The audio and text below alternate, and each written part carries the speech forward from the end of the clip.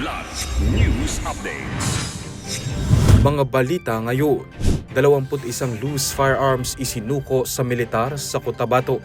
Ilang Chinese warships na mataang nakamanman sa naval exercises ng Pilipinas, US at Japan sa West Philippine Sea. Love Bus libreng sakay program ng gobyerno inilunsad sa Valenzuela. Ako po si Cesar Soriano para ihatid ang mga nangungunang balita sa buong kapuluan. Ngayon, 21 loose firearms o hindi lisensyadong armas ang kusang isinuko ng mga residente mula sa mga bayan ng Pikit at Carmen, Cotabato nitong Setyembre 12. Isinurrender ang mga nasabing armas sa unit ng 40th Infantry Battalion sa Barangay Ladtingan, Pikit bilang bahagi ng patuloy na kampanya ng gobyerno upang masawata ang ilegal na armas sa komunidad. Kabilang sa mga sinukong armas mula sa Carmen, Cotabato ay ang 6 na M16 rifles at isang M14 rifle. Habang sa Pikit, Cotabato naman ay nasa batang isang M16 rifle, 2 M203 grenade launchers, 6 na 40mm RPG at 5 caliber 50 Barrett rifles. Itinuturing naman ito ng 6th Infantry Division na tagumpay hindi lamang ng militar kundi tagumpay ng buong sambayanan na naghahangad ng kapayapaan.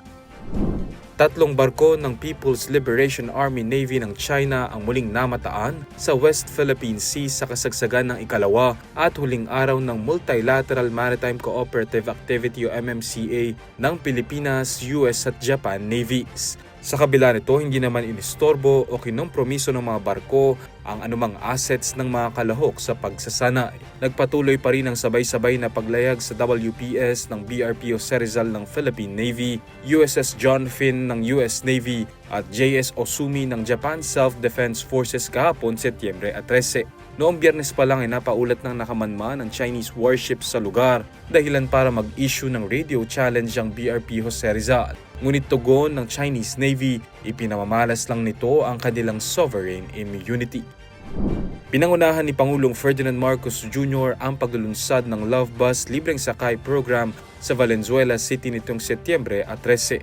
Ang pagbabalik ng Love Bus na naging popular noong dekada 70 ang tugon ng gobyerno sa lumalalang sitwasyon ng trapiko sa Metro Manila, gayon din ang kakulangan ng maaasahang pampublikong sasakyan. 5 electric buses sa kada 3 ruta ang unang ide-deploy para sa programa sa Valenzuela Gate Complex of VGC Terminal to DSWD, Batasan Hills Loop at VGC Terminal to Parañaque Integrated Terminal Exchange o PITX. Nasa 600 pasahero ang inaasahang makikinabang kada araw. Para sa buwan ng Setyembre, libre ang sakay sa lahat ng pasahero. Pagsapit ng Oktubre, magpapatuloy ang libreng sakay sa PWDs at senior citizens na nakarehistro sa Love Bus app.